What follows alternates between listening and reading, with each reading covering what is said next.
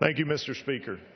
This last Sunday, my family and I attended church at the First Baptist Church of Woodstock in Woodstock, Georgia. It's not the first time we ever attended that church, as we've worshiped there before, but it is possibly the most memorable time that I will have attended that church, because it was at this service that we were having the funeral of Lance Corporal Skip Wells, who is known to his friends and family as Skip.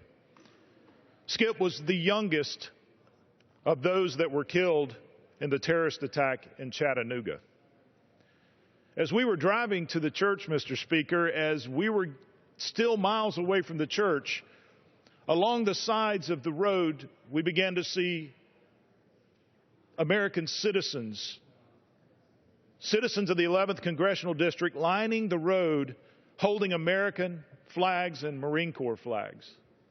As we approached closer to the church, the hundreds of people turned into thousands of people.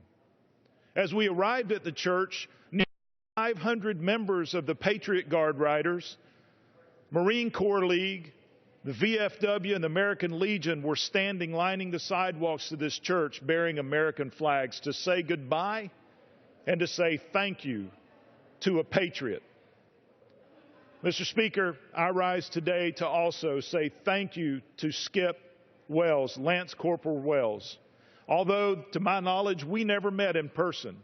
I didn't know him personally, but I do know the type of person he is, because he was a Marine, which told me that he held to the highest standards of decorum and morale and integrity.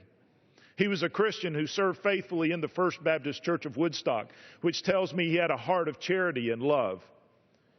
Mr. Speaker, I want to say thank you to Skip Wells for laying down his life for my freedom, the freedom of my children and my granddaughter.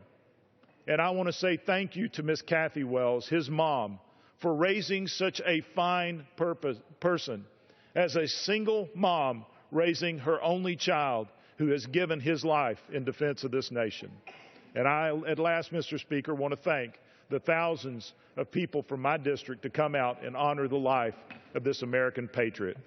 Mr. Speaker, I yield back the balance of my time. Gentleman's time has expired.